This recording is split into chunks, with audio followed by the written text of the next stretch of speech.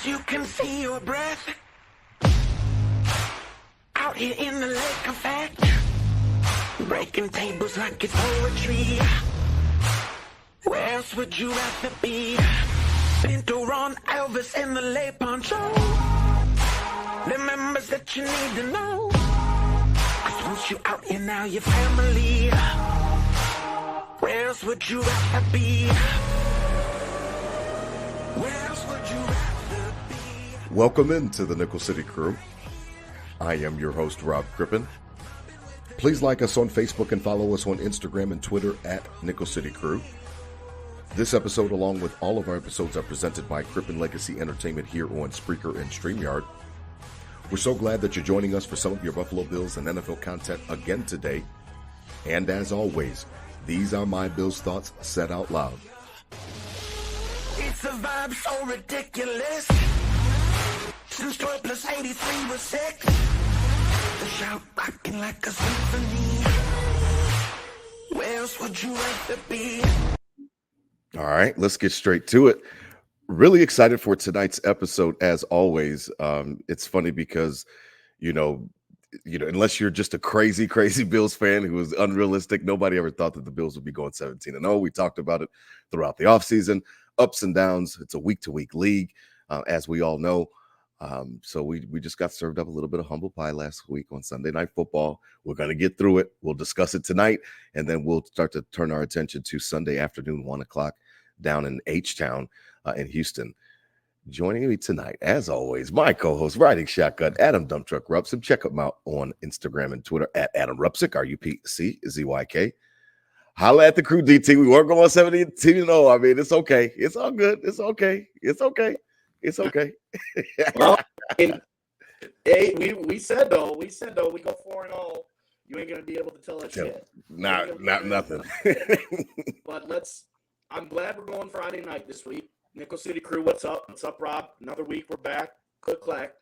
Glad we're going Friday night because it took a few days to kind of get over that one. It took a few days to, we'll get into it tonight. A lot of darkness, surrounding that game.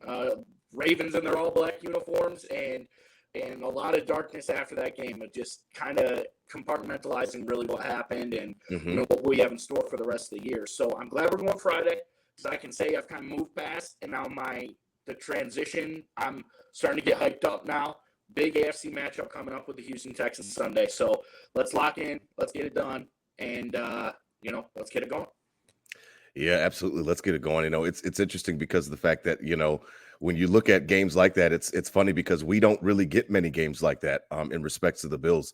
I think that we just broke a streak of like 40-something games without being beat by 6 points or more, which is just an incredible feat. It obviously speaks to Josh Allen. It speaks to the offense itself and even the defense as well, and the way that they've been able to get after it. So the Bills don't get blown out, and we know that, Bills Mafia, Nickel City Crew. We don't get blown out. We don't get the doors blown off of us. I was at the last game that the Bills got blown out, was that Indianapolis game, and I remember being just so mad driving up to the game, driving home from the game and driving all that way up to Buff to watch that horrible performance. And Jonathan Taylor, I think, scored like 3 or 4 touchdowns, and it really wasn't fun at all. But it's just been few and far between. 3 years since that last blowout, and it was a situation where, I thought that a lot of people I heard saying that we had it coming and different things like that. I don't agree with that, but I just think that when you look at that opponent, DT, that opponent is just built to do some of the things that we don't do well. You think about the way that they run the ball. I talked about in the offseason when I saw Derrick Henry sign with the Ravens, I was like, I put it right on Twitter. I'm like, is there a better fit of player with team than the run heavy Baltimore Ravens welcoming in one of the the greatest runners of our generation, and it just seemed to me like it was going to be a match made in heaven. And you saw some of that on Sunday night. Bills drop it 35-10. Again, they don't get their doors blown off very often at all, but it was literally, the offense, I think it was a 3-and-out for their first possession, and then literally the first play from scrimmage for Baltimore is a touchdown up the sideline where they've got that trap game, and it was a bad night really from the start, and it just started to roll downhill after that. You said at a nice point there. The Ravens kind of a brute force, kind of always have been that way since the days of Ray Lewis, and Derrick Henry going in there just to be a bruiser, on this team that's known to be bruising, right? And Right. it's kind of way the NFL's gotten away from. It's gotten a little more finesse league and a little more, over the top, and those bruiser teams aren't around as much. And man, it didn't seem like the Bills remembered that there was bruiser teams in the NFL, because I was saying it this week. It was like you're with your boys, you're out, you're going to the bar, you're having a good time. You think nothing can go wrong. You go outside to get a smoke, and you just get jumped. And you just get circled up and stomped out. And that's what happened Sunday night. They didn't have an answer for everything. How we sounding? A little sorry, Nickel City crew. We sounding better now? You sound perfect. Better? You sound right, perfect. We're back. Angelic. So yeah, we got stomped out straight up. No ifs and buts about it. Embarrassing on all fronts. All phases of football were beat up. And it just seemed like we never, ever, we're ready to go. Yeah, I mean, we are ready to go.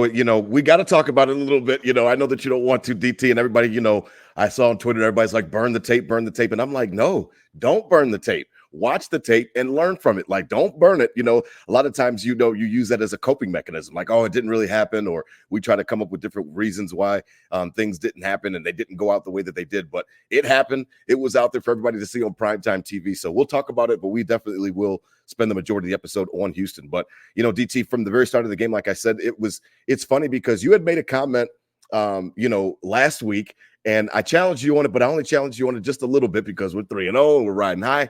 And, we had talked about how, like the backups in there just playing so well. And you had said, like how the backups, like, McDermott is making it seem like it doesn't even matter. And I'm like, yeah, but that shit can't catch up with you eventually.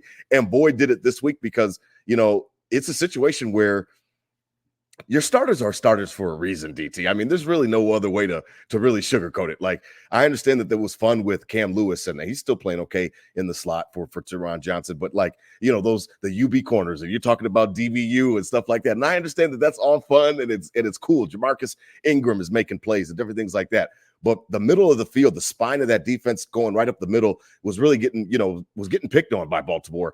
And they didn't do anything exotic or anything like that in respect to their pass game or their run game. But just the fact that those backups in there, Balen Spector looked like a backup. You know what I mean? Like he looked like one on Sunday night. The same thing with what's his name? What's the other linebacker? Dorian Williams. And then I saw 32. I'm like, wait a minute, is Juice alive? And I didn't realize that they gave out Juice's number, and Nick Moore was running around chasing tackles. And I'm just like, man, these guys are having a tough time tonight. They had to switch out of their nickel D because of the way that Baltimore was running the ball. So it was a situation where I think that it's really important to get healthy because of the fact that, yes, it's fun and there's cool stories and McDermott is making, chicken salad out of chicken shit, but man, you really do need your starters to be out there ready to go and we'll talk about that obviously because that's a big storyline for coming up for Houston. But, for last week specifically, you kind of saw some of the cracks in the defense when those main guys aren't out there because it was noticeable. Play one, Rob, that 87-yard touchdown. Yeah. I mean, you're screwed after that. And I mean, yeah. Collinsworth kept saying it and whatever. It's the fact you can't, settle in as a defense when you get cut like that, right? Because then now everybody's so nervous that they don't want to get beat on that play. So they're up and then they're going to get beat back. And that everyone's just out of position the next 4 quarters because of that. That is literally an ideal start to a game, if you're the Baltimore Ravens, to have a run like that, set the tone, because it makes this defense full of young players, full of backups, now completely off-kiltered, completely off-screwed. All their confidence that they've had the weeks prior that they were building is out the window now because now they got slapped in the face and then knew they can get beat like that.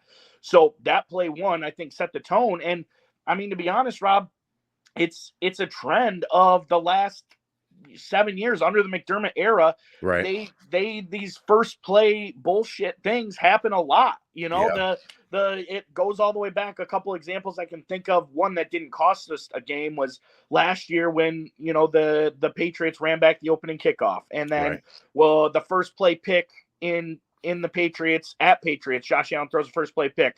Yep. James Cook fumbles on the first play. First play bullshit. It seems to be it happens. Yeah. And we've recovered on some of the games and we haven't. Sunday night, we had no chance of recovering. That defense was out of sorts, and they did whatever they wanted the rest of the game because of that, because everyone was like, wait, was I too far up? Was I too far back? And nobody was in position the rest of the night because of it. So that set the tone, and, we talk about inexperience and the backups in. Not saying if they stopped them, if they didn't let up an 87-yard touchdown on play one, they would have won the game. I'm not saying that by any means, but that definitely rattled these dudes a lot less than a starter or a veteran would. Okay, it happens. Let's lock back in and get it going. It's a lot harder to get it back going when you are the third string guy out there and you just get busted up the side by Derrick Henry. Yeah, no, and he busted us up for sure. I mean, 199 yards on the ground and everything's like that. 200. At least that's like the one bright spot. They stopped. They kept him in the game late to try to get him that 200, and they stopped him twice beyond the line, so he didn't get it. But it's that set the tone and put these young guys on notice, and they were uncomfortable the rest of the game. And credit to the Ravens offense and Lamar for staying poised and picking us apart because of that. And you're absolutely right about that. And we got outcoached. You know what I mean? And it was clear to see from the beginning of the game, and that when we had a little bit of momentum and we started to try to make some type of run, start the third quarter, we go ahead and score. You know what I mean, on that broken play, whatever the case may be, to Khalil Shakir, and then DT. It was like a brain fart of all epic brain farts. Like, Joe Brady, what are you thinking? Like, I don't know what he was thinking. I don't know why he thought it was a good idea. I know that he took, responsibility for it and said he can't call that play and different things like that in that moment. And obviously it's results based in that respect. If it works, then obviously everybody's like, oh man, that was really interesting. And that looked like a Dable trick play and stuff like that. My thing is that, I want the offensive coordinator to have the pulse of what's going on in the game situation. You had just stopped them twice. You had an opportunity to come down there and make it 21-17 if you score another touchdown. And obviously it's still a touchdown game, but you can maybe breathe some life into it. All the air was sucked out of the building in respects of the Bills sideline after that dumbass play. Josh Allen gets rocked. They get a free rush on him and get a chance to hit him because he's lined up out wide as a wide receiver. So he doesn't count as a quarterback. There's no in the pocket or anything like that. And boy, it could have been really bad. The way that he got hit by that defensive tackle, we would be way more upset if 17 wasn't the superhuman that he is and got up from that play. It could have been really bad. It could have been really bad. Well, let's rewind a little into the first half. The sideline shot to Keon Coleman that he dropped, right? That was kind of they were trying to, it was the lawnmower was trying to start there. We got punched in the mouth straight up. And then, okay, let's reset. The Ravens have almost blown a lead every week this season. Right. So let's reset and let's do our thing. And they started kind of getting in a rhythm. The lawnmower was trying to start it up. And that drop to Keon Coleman, I think, was massive. And I mean, he's a rookie. Things, I get it, whatever. But that goes back to all our things of like, well, everybody eats, and you're going to put guys like that out there. Well, we need that play to be made. That in this game specifically, that play needed to be made to get down, score that touchdown, get up. It's 10-21 going in. Then you got the stop, score, stop. And that drive of the trick play is the 21-17 score, not the 20-10 score. And so that drive is going for the lead, with 11 minutes left in the third quarter. So that's true. That's what I really like him on. Like, there's all these things, rookie, whatever, but that's a play that's got to be made for in a game like that when, okay, we got punched in the mouth. We can't afford any mistakes anymore. Right. You make that mistake and then we're reeling. The trick play, like you said, damned if you do, damned if you don't. If that thing goes and it's a touchdown, Joe Brady's the best offensive coordinator ever. I know how it goes. Yeah. But where I have issue with it, and I've talked about it a lot this week to my friends, and I'm passionate about it. Sure. Every play in your playbook, I think you look at as three sequences, right? Okay. Best case scenario, most is a touchdown, but not every play, because there's some plays you're just doing purposely for field position or this or that or whatever you have to do. Grind clock. Yeah. First, every play, best case scenario is a touchdown. Okay. realistic scenario, whatever it is, 10, 15 yards, whatever it is. And then you have a worst case scenario of every play, right? Sure. Yeah. And the worst case scenario should be, nothing, right? An incomplete pass or a rush for no gain or, something like that. This A worst sack, case maybe. scenario is putting 1-7 against the firing squad out with no protection. Like, so this is why I had issue with the play itself. Like, not like, yes, it was a dumb play to be called with the momentum, whatever. Joe Brady knows that. Everybody knows that. Nobody has to, like, it's not a fucking mystery to figure out that was a bad play call. Everybody gets that. Right. But the fact that 17 was put in harm's way like that for pretty much no reason, that's what I have issue with. That Why fired you up. It's like in the playbook that are going to set up like that if all hell breaks loose, which it did, that 17 just there with every linebacker and defensive lineman coming full speed at licking their chops. Yep, licking their chops. Think that part of it's unacceptable. I don't think 1-7 should ever be in a situation where worst case scenario of the play is him getting rocked like that. And granted, he did his typical Josh stuff. He didn't just see it blowing up and try to throw it away. He tried to step up there and huck one. But but it shouldn't be worst case scenario ever as that outcome. And that's what I had the most issue with. Not that it was called at a bad time or anything like that. The play itself shouldn't be in the playbook if 1-7 is going to take a hit like that.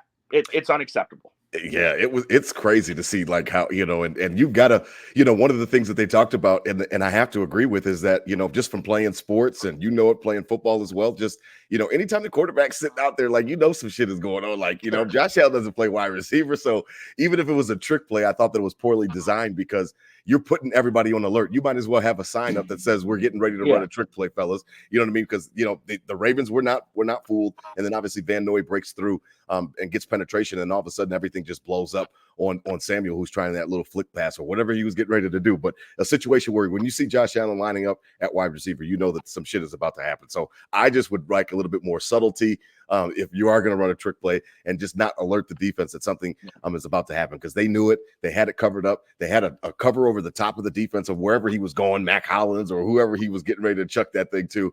Now, I almost would have liked an arm punt in that scenario as opposed to what happened with the fumble. But I totally agree. You're absolutely right. You don't want to put your $256 million investment out there to get hit like that. And those defenders love it. When they get a chance to get your quarterback, they fucking love it. Like they will take every chance to get in that defensive tackle. I don't know who it was, but I know he thought like it was Christmas, getting a chance to get a free shot on Josh.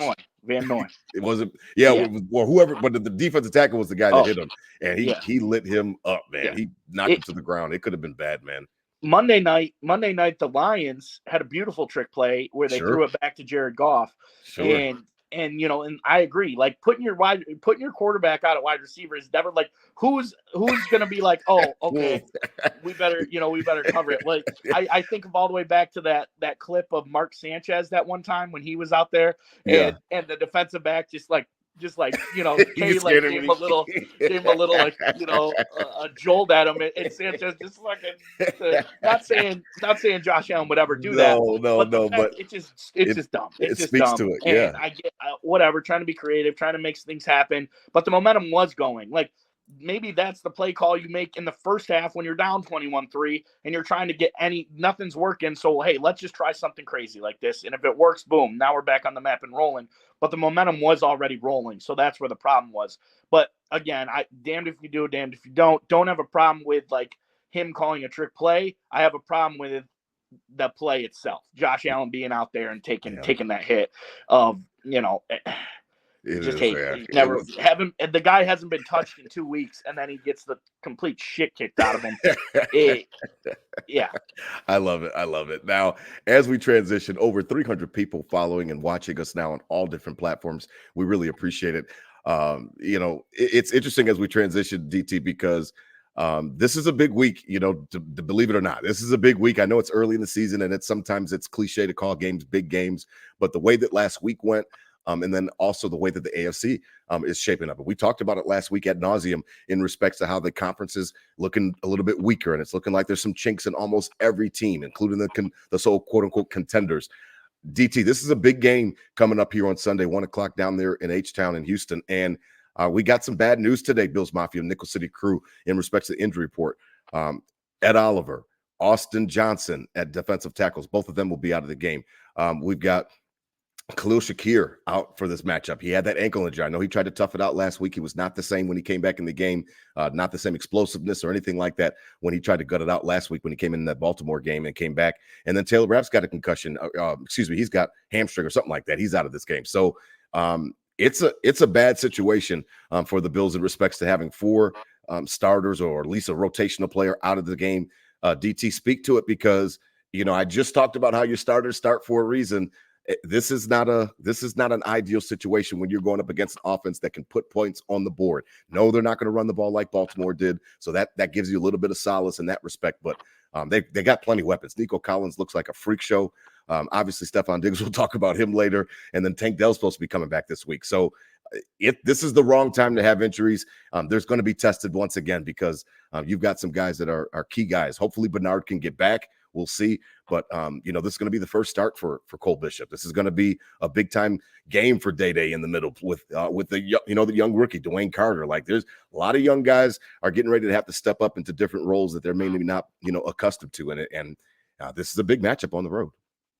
I mean, the everybody eats on offense.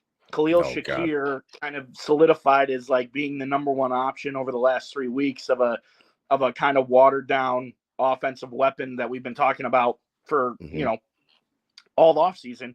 And then kind of what solidifies to be the best offensive weapon is going to be out. In a team, on a game, you might have to put up 35 points to win it. So that's obviously concerning. Ed Oliver got hurt at practice, right? He didn't get hurt in the game.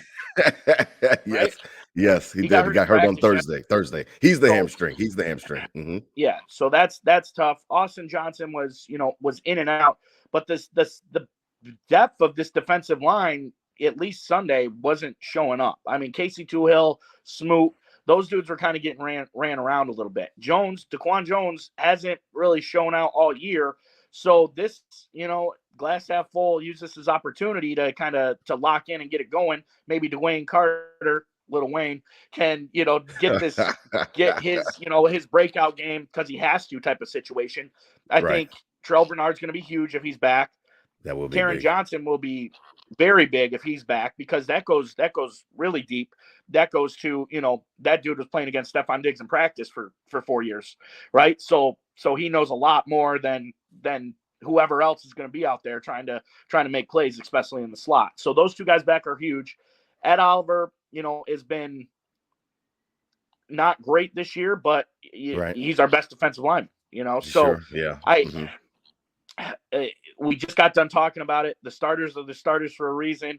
We got bullied because of it, and now you're going into a team where you might have to score 30 points to beat them, or if your defense is beaten battered, they're going to score, so the offense is going to have that go-to player, and if Khalil Shakir's out, there's going to be a lot of question marks, a lot of people that are going to need to step up. I don't love it. The media is, I think they're still down about Sunday, so the negative aura is around this team right now, which stinks. Because, the first 3 weeks, it was super high and everyone was good. And then this week, it was dark. It was dark for me Monday and Tuesday. I started to kind of come around, but then I'm listening to GR today and it's negative. It's like, oh, well, this guy's out. How are we going to match up, in and out? And so the negative aura is there, but I think we're in a similar situation as we were in the past couple games. There's primetime starters that aren't on this team right now.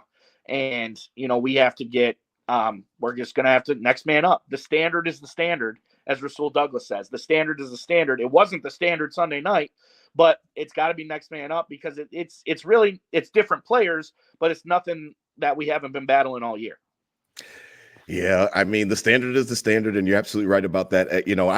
I guess I'm not trying to purposely be negative or anything like that. You already know me, DT. I'm a realist. I'm a sports realist. I'm a Bills realist. And I think that the injuries are something to definitely monitor, because of the fact that they're bountiful right now. They're plentiful. There's enough of them to go around. Every level of the defense seems to be affected by some type of injury. And we just talked about how they catch up with you. What's that? We're a little glassy.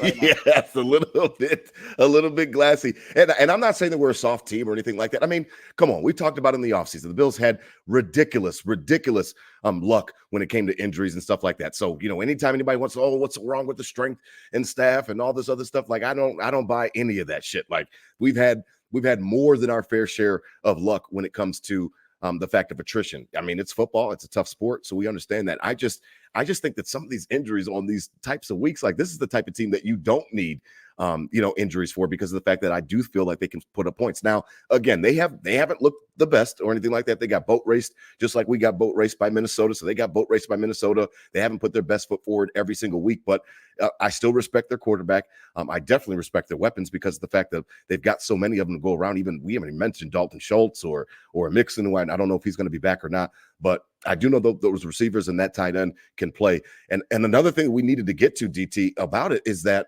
what is going on? You said something about everybody eats, but like what's going? That's why I thought that this shit was fugazi, because where's Dalton Kincaid? For real? Like, where is he? I know that everything, everybody gets a plate and everybody gets their fork and everybody's supposed to have a portion. Dalton Kincaid is getting flare routes. He's getting those same routes that they were throwing at Stephon Diggs in the second half of the year. Like he's getting all these little bubble screens, and then that's it for his whole game. Like I don't understand how he's not stretching the seams at all. And then Curtis Samuel, I don't even know if he plays on the team. And I'm like, wait a minute, he's our highest paid receiver. I understand that $8 million is not a ton of money, but like, what is going on, man? You got to tell me something about this dude Brady, because again, I told you in the beginning of the year I was going to be watching him, and I'm still looking at him. And I understand that we started out great, and everybody got all the T-shirts sold those first 3 weeks, man. But a lot of it was situational. We had turnovers in that Miami game. We're playing with short fields where the offense is not even asked to stretch out its legs. I mean, you talk to me, DT. 86, number one. I have not seen them all year long, and I'm just wondering what is up, man. Because if everybody's eating, Shakir, Kincaid, and Sammy were supposed to have the biggest portion on their plate. I thought that's what everybody wanted to tell me. What's up, man? Because who else is there? I don't know, man. Yeah. Going with Curtis Samuel, $8 million a year. Yeah, not a ton of money, but put it into perspective. What salary is Derrick Henry on right now? A reasonable one. $8 million. 2 years, 16. So $8 million a year. And they're not the same player, not the same position. I'm not saying we should have got Derrick Henry. I'm not saying that. I'm just saying Derrick Henry had 2 touchdowns and 200 yards against us last week, and Curtis Samuel had a pitch to Josh Allen that got him wrecked. Like that was – we paid the same for both those guys. The production for Derrick Henry was 200 yards and 2 touchdowns. The production for Curtis Samuel was a pitch to Josh Allen.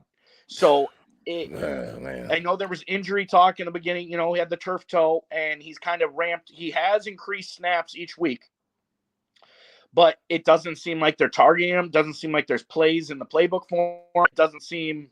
You're talking about Kincaid? Anything. You're talking about Kincaid? No, Curtis Samuel right now. Samuel's like playing like a third of the snaps. He had like 30% of the snaps the other day. I'm like, what is going on? So that's what I'm saying. The 8 and 8 with Derrick Henry and him, we're paying the same for these guys, and Derrick Henry's a lot more productive than what we're seeing for Curtis Samuel. So maybe the injury, and we're ramping it up, but like we don't have time to ramp it up anymore. Like this dude's got to get involved. This dude's got to get popping here. Like because with Khalil Shakir out, especially this week, we're gonna need to see something. Dalton Kincaid on that hand seems like it's a slow start, and I don't know if I like these little flare bubble routes or whatever, but it does it seems like they're trying to kind of get a rhythm a little bit. It just hasn't been stalled. It hasn't been, but it seems they're trying to look there a little more, kind of game plan to him a little more. For game one, he was covered heavily. Like they were keying on him. I understand. Arizona paid attention to him. They were all over 6. Week 2 kind of was mediocre, didn't need him much. Right. Week 3, I think, was his best game. Obviously, had the touchdown. Was all over the field, but he was getting lit up, Rob, Sunday. I mean, a few plays downfield there, he was getting popped, and everybody on the team was getting popped. Everybody walked out of there, sore after Sunday night. That's the way Baltimore plays. I agree. It's a mystery. I think that Curtis Samuel, maybe the injury might have something to do with it and ramp up, but We don't have to, with Khalil Shakir out. We don't have time. We gotta really buckle in. And if everybody eats, then these dudes got to start eating. Because like we got the family deal on the table, and there's a lot of nuggets left. So get in there, get your hot mustard, and eat that shit up because we don't have time anymore. So I agree. It's kind of it's not broken out yet, but another week of no production from Curtis Samuel and mediocre production from Dalton Kincaid, and we lose Sunday. It's going to be hot next week. It's going to be hot of where are these dudes? It's going to be a lot more matter of fact. There's rumblings right now, but it's going to take 1 week for it to be matter of fact. Yeah, and I think that's I think that's so true because of the fact that you hear with the Devontae Adams rumors right now and stuff like that, and Buffalo's calling and interested and stuff, and people are like, well, half the fans want to say, well, let's just stick it out and let's just see what everybody eats, and then I want to like scream at the radio, Josh Allen is in his MFing prime. Like, why are we screwing around with Josh Allen when he's in his prime to begin with? That was what I screamed all off season, and then they didn't replace 14. And then when they didn't do it, and they said that everybody eats is going to be their campaign strategy for this season. I was like, okay, and I'm going to be watching. Well, now you see half the other fan bases are like, go ahead and get Devontae Adams because we need help. Like, we need another guy that can affect the game. And I think that it's ringing true. Now, again, I never really understood Joe Brady as an NFL play caller because I've only had limited time to watch him when he was in Carolina. And then they've got that weird owner, Tepper, who fires everybody. And then they fired his coach, and the coach fired him because he was passing too much, whatever. I thought that Joe Brady was the LSU guy, was the guy with Burrow and Jamar Chase and Jefferson chucking the ball all over the field and different things like that. I understand that there's more than one way to skin a cat. He is run heavy. He likes to run the ball, and I see a lot of bubble screens. I am seeing a lot of the same stuff that I saw at the second half of last year, and I could have swore the second half of last year was triage. I could have swore the second half of last year was him just getting us on the operating table and trying to literally save the season. You're not trying to save the season right now. It's the beginning of the season. Let's go win some fucking games. And I'm just a little bit nervous, man, because of the fact that I was never sold on everybody eats. And week 2 and week 3 didn't do anything to make me feel better about everybody eats. It was because of the fact that the game scripts were so messed up that, like, I never even got a chance to see this offense stretch its legs, like I said. So last week, you had an opponent getting ready to hit you in the mouth, physical, ready to go on their side of the ball on offense, and I needed some response from the offense, and I didn't get it from my coordinator. I saw, again, a lot of bubble screens out to Kincaid and just nothing stretching the field. I thought that he was supposed to be a matchup nightmare. It's not a matchup nightmare for a quick flare out route. And then you're trying to see how many guys he can elude and get 5, 6, 7 yards. Like, that's not what I thought I was getting with Dalton Kincaid. And like I said, I didn't even know Curtis Samuel's on the team. Obviously everybody talks about MVS dropping the ball. At least give him a chance to drop the ball. He doesn't even play. I'm like, who's this guy? Deontay Hardy? Like, you're not even giving him a chance for us to get mad at him as Bills Mafia. Like, you're not even giving him an opportunity because he's not out there. So, I don't know, man. It's weird. And before we transition, I just wanted to get your thoughts on the Devontae Adams, talk, because I mean, are you sold? Are you ready to go? Everybody eats and buy your shirt and vote at the polls. Like, are you cool? You're cool with all this? Well, it's got to be. It's got to be, right? I mean, what other option is there, right? It's got to be everybody eats. So let's start getting everybody to eat. Like you said, we're got guys that aren't eating. So let's get everybody to eat, and then let's decide if everybody eats is good or not. That's where I'm at, because what's the other option, right? Go to Devontae, you give up a second round or a third rounder, whatever. But like, what's old. the other option right now? So the option is everybody eats. So let's get everybody at least eating before we can make that call. Okay, I guess as we transition tonight's episode, I know what you mean, man. Oh man, I mean, it's tough sometimes. Tonight's episode, as all of our episodes, are presented by 26 Shirts here on Buffalo Fanbase, the official Bills Mafia podcast network that DT and I simulcast on. Head on over to 26shirts.com for all of your latest Buffalo Bills, Buffalo Sabres, Buffalo City themed t-shirts. Again, portions of the proceeds go to a great cause. You can definitely screw off some money way worse than going and helping out a family that's in need. Again, they've got great content creators. Check out 26shirts.com. Again, salute to the Godfather, Del Reed, who's running that site over there. Head on over, support a good cause. They're cheap t-shirts. They've got great concepts. And again, most importantly, they are going to support a great cause.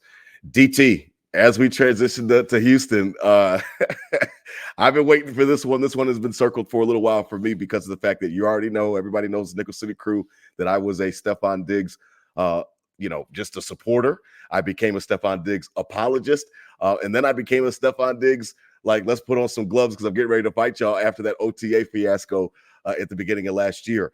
It was crazy to me how Bills Mafia split on him so fast. And a lot defected. Not all. I'm not going to accuse the entire Mafia, but a lot of people after that OTA fiasco with McDermott lying to us and different things like that, they switched and they said, get him the hell out of here, even though he was so completely productive. Helped Josh Allen become the quarterback that he is. And we've had many episodes talking about all of that. He's got his new Diggs, pun intended, DT down there in Houston. And, I literally think that he's going to be trying to tear faces off on the defense on that weekend. And if I'm the defensive back coach, I'm telling them, listen, that first catch he gets, he's going to be talking shit to you. He's going to get up. He's going to be trying to energize the crowd, all of that type of stuff. You're going to hear the whole, thank you, Buffalo chants and stuff like that. And when he gets involved, be ready for that. And then in true quarterback fashion, be ready to get that out of your mind. Next play, I think, is going to be a big deal on Sunday for these young quarterbacks, Benford, Bernard, Benford and Rasul Douglas, along with even if Elam gets on the field as well. Those guys, Cam Lewis in the slot, have a short memory, understand that this guy is going to be talking shit. He's going to be motivating to his team. He's going to be trying to motivate the crowd. Be ready for all of it, basically. Be prepared because it's funny. He plays with such an intensity that he forces you to either come up to that intensity level and meet him, or you're going to get ran over. And he did that with his own teammates, so he's going to be doing that to the opponent. And that's just keeping it real, man. That's the kind of player he is. It's going to be a tall test. I mean, it's a dude that is a bulldog and gets pumped up, for like what Michael Jordan used to say, that he used to just make shit up to get pissed off about. You used to like make something up to get pissed. Like, oh, he said this and he didn't, but he just would make it up to get pissed off. And he's intense anyway. And now he actually has I know what you mean. Whatever. I know what you mean. There's a reason to actually get upset about this, because he heard those things, when people were talking after the OTAs and after this, and he's a diva, and he heard those things, and he's like, all right. He liked one of my tweets back then when I was defending him, and I'm like, y'all need to chill out, man. and the one there, like, what, Josh Allen doesn't need a top receiver to be successful. He says, you sure? You sure? And, you sure? And, whatever. I don't think the feud is as big as the feud that the media wants it to make, but for someone that can make stuff up to get pissed off, doesn't have to make stuff up Sunday. Not this week. It's gonna be a tall task. But like you said, that's got to be the mentality going in from this Bills defense of, this dude is just another slot guy. This dude is just another dude that's at the end of his career that isn't gonna cook us. And that's what the motto has to be in the mantra. And that's why I said Taron Johnson, if he plays, that's gonna be huge, because he probably did. Stephon Diggs wasn't just doing that on game day. He probably sucked to go up against in practice every day. He probably sucked, but to have to deal with that. Like, come on, man! Like, it's Wednesday afternoon. Like, why you got to be like this? And he just every play, And, yes. And so if anybody's ready for it, it's Taron Johnson, and so that's why I think it's crucial that he's got to get back in and give us some reps on Sunday. It's going to be a ramp up. Obviously, he's been out since week 1.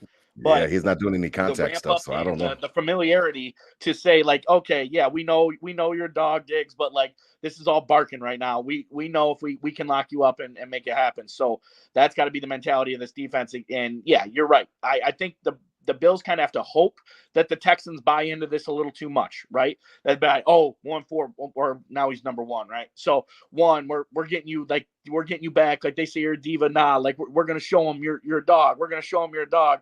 And then so that's my hope, that they buy into it a little too much. They try to make that the two. They try to dig in a little. That's too the much rallying to cry. story. Yeah, they're going to try to make that their rallying cry this week. And instead of saying, like, this is an AFC opponent that we need to beat, it doesn't matter that Diggs used to play there or whatever. So that's my hope, that they really buy into it and dig into it too much, and it gets them off the main game plan, and we can attack accordingly. But yeah, we can't overlook this, but we can't we can't make it bigger than. Make it bigger than it is, because they'll win that battle and feed into it. They got the crowd. They'll have everything behind them when it comes to that. So familiarity, it's going to be tough. He's going to want to torch us.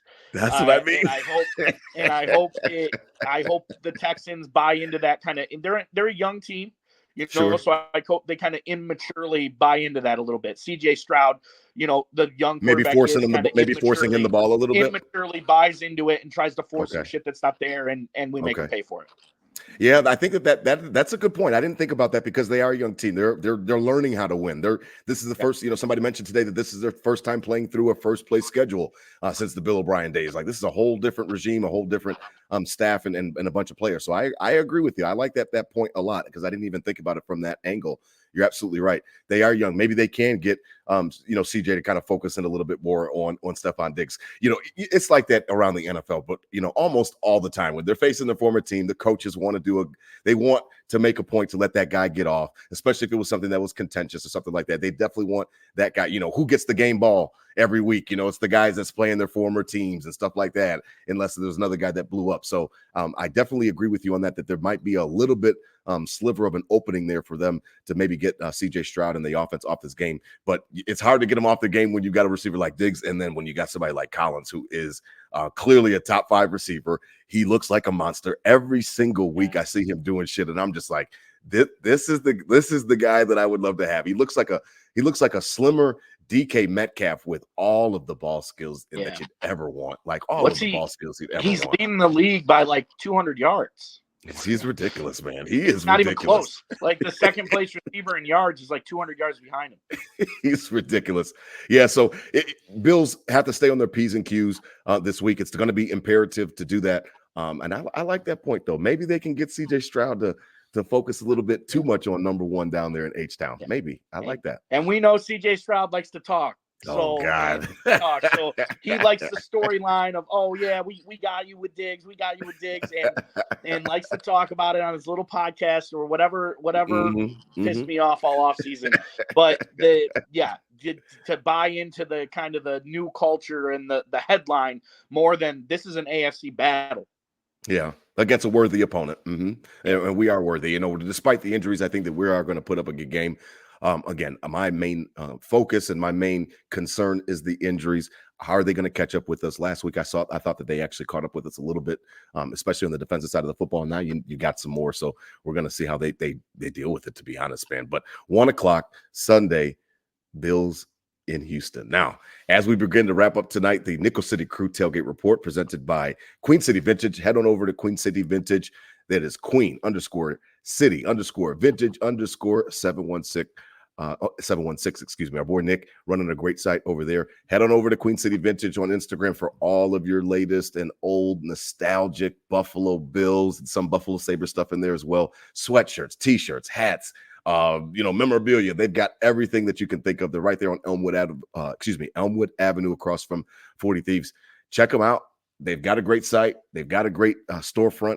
And I know that Nick will hook you up. We've got some giveaways coming up that DT is going to be helping us out with. And we're getting in. We're going to try to get our creative director, Olivia Nagel. Yep. So we got a plan. We're going to be rolling out. So next week will be our first Queen City Vintage Tailgate Report giveaway. We'll be giving away. We'll present the giveaway on next week's show, and then the first giveaway will be the week after. So we'll let everybody enter after next week's show, and then the week after that will be the first. Okay, you get this. We'll do that the rest every week, the rest of the year. So look forward to that, Nickel City Crew. It's going to be a nice little care package from Queen City Vintage. Nick's going to put together something a little nice, a hat and a sweatshirt and some glassware, or it'll be a nice little win. So we're going to grow like that, and keep an eye out next week. We'll announce that and get everybody in on that to support it.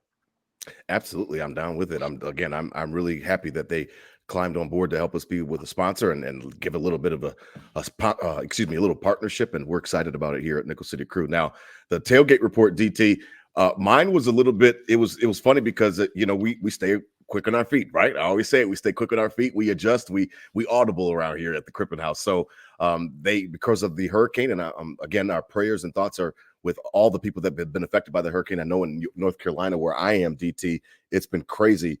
Some miles up the road in Asheville and in the mountains and stuff like that. So our thoughts and prayers are with those people as well. And as they begin to try to rebuild, because of the hurricane, they canceled school, DT. It was 5 o'clock in the afternoon. So if you know anything, if you remember back when you were a kid, kids, what happens when you find out that it's a snow day early? If you find out early enough, then you really are going buck wild. And the Crippen Kings did not disappoint. They were amped up when they found out there was no school. So they were all playing, and they were supposed to be going back to their mother's houses, and then just everybody was just like, okay, well, fuck it, just come on over. I'm cooking anyway. Everybody might as well just come over. Rebecca, my ex-wife, her niece had no power, so she was with her too. So it was like a party. I had the first party here at the new house, and I grilled out DT, did some pork tenderloin, did some crab legs. Nate, I did crab legs because it was Baltimore, Maryland, so I had some crab legs on the grill, steaming up and getting ready. And Nate really loves crab legs, and then everybody was just munching on those as well with the butter and all, putting hot sauce in the butter and all that other good stuff. So we hooked it up. Now I hooked it up for sure. It just was impromptu. I wasn't expecting all these damn babies, and all of a sudden they canceled school, and like they were wide open. Nobody was trying to go anywhere. Everybody was chilling, and they were playing hard. So I was like, well, your mothers might as well come over because you guys are clearly not going anywhere. So it was a good day though. We enjoyed the game, obviously until until the actual game started. Yeah. Yeah. But that's my tailgate report. We were chilling good. here. Well, at least that seemed fun up until the game for sure. That's quite the opposite. Quite the opposite of my tailgate report, Rob. I mean, we Saturday night, it's the roommate Zach, 330 Linden, Broncos fan. We'll give him a shout out. It was his birthday. It was actually his birthday on game day on Sunday. Oh wow, okay. But we went out Saturday for his birthday. Went to a nice little restaurant we like. Had all our friends come with us. It's called Giacobbe's down on Allentown. Nice Italian joint. I definitely recommend it to anybody. It's a good spot. That's a free ad. So maybe I can get a free garlic bread next time I go in there. But went out there Saturday night, and we got after it a little bit. The squad was in it, and it was one of those things where you really weren't planning on it. It just, you were going to a nice dinner, so before we leave, you have a couple drinks, and then you get to dinner and have a couple drinks, and then you want to go out a little, and then it's like you don't really know. It gets after you a little bit. And, you got out of hand. Had some obligations the next day. Was with my nephew early, 2 years old. Yeah. And that dude doesn't realize Uncle Adams might be a little hungover and take it slow. We were full bore at 9 a.m. the next day. And so I got home 1:00, and I was like, okay, I'm feeling kind of good. I'm not as bad as I thought I was. And then, halftime of the 1:00 games, and I was like, okay, I'm shot. This is, I'll take a little nap, I'll reset, and be ready for Sunday night ball. Oh, man. Did that, tried to get right, but it was just a quiet, kind of dark day. Was tired and was almost like, all right, like we really have to wait till 8:30 for this game. Like almost annoyed. Right. Usually game day I'm pumped up for kickoff, and now it's like I'm annoyed. I gotta wait till 8:30. So just the whole mind was off. The whole vibe was off, and that that was my fault by all means. But and I just was like, oh man, if we get killed tonight, it's gonna really suck. And like I was just moping. I was, I wasn't in a positive regular DT attitude. Your normal DT vibe and energy. So the tailgate report was real light. Our creative director Olivia came over. She brought over some pizza, and we just nice quiet night. Turned it on, and basically halftime, I wasn't like kicking people out, but I was like making strong hints, like, all right, if they don't score here, I'm going to bed. Like saying strong hints to like everybody get the hell out of my house. The host is kicking people out by halftime. Yeah. That's why I can't host. So my tailgate report was kind of somber and pitiful, to be honest. Oh, I love you so much, DT. That is so funny because like I won't kick people out, but like I just, by the time it was halftime, I just went to the shed, went out, started smoking, and just like out there, and I was just like, you know what? I'm not even coming back in the house. Everybody was still up, all the kids still running around. They don't have any school, like they don't, they care, but they don't care. Nate cares, but not like that. And they don't have school tomorrow, so I'm like, you know what? I'm just gonna go outside because I just I can feel that energy, man. When the game gets out of hand, and again, we haven't had that feeling in a long time. The Bills are in every game, so at least even if we're losing or we're winning barely, you're not going to get blown out. So it was a unique feeling, and it was a feeling I haven't had in a long time. Like I said, since that Indianapolis game where I was really pissed when Jonathan Taylor was just running. He just kept running. I'm just like, I drove up for this shit. Like this is horrible. Now I have to drive back home to Charlotte. I was so mad. So that's kind of how it was on Sunday, man. By halftime, I was like, man, they got to score right away because this is really pissing me off. And then obviously the game went the way that it did. So it'll be interesting to see, man. It's funny because just, the season, it's just funny how it's a week-to-week league. Last week we're talking about how weak the AFC could be and what, let me find out. I named the episode, and then this week it's just grab your plate, everybody eats. Here's a piece of humble pie. Yeah. And it's fine. I like that the fact that it's in the beginning of the year. Again, the Bills don't get blown out often, DT. So I can deal with that to a certain degree.